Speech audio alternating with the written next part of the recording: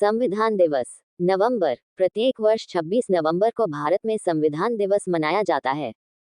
ये दिवस राष्ट्रीय कानून दिवस के रूप में भी जाना जाता है। 26 नवंबर 1949 को संविधान सभा ने भारत के संविधान को अपनाया था, जो 26 जनवरी 1950 से लागू हुआ।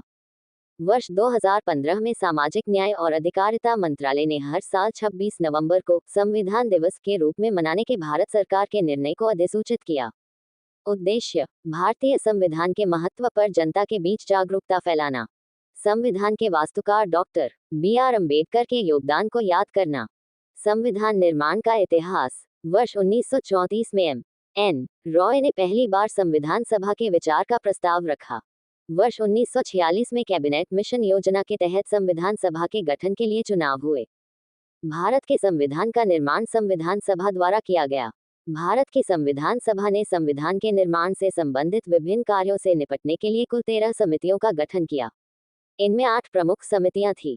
8 प्रमुख समितियों और उनके प्रमुखों की सूची इस प्रकार है।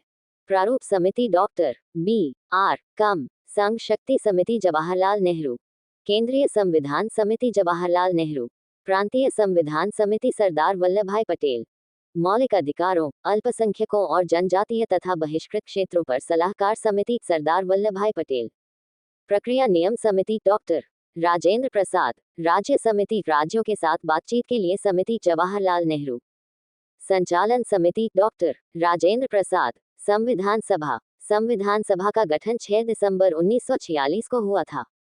संविधान का मसौदा संविधान सभा द्वारा तैयार किया गया था, जिसकी पहली बैठक 9 दिसंबर 1946 को हुई थी।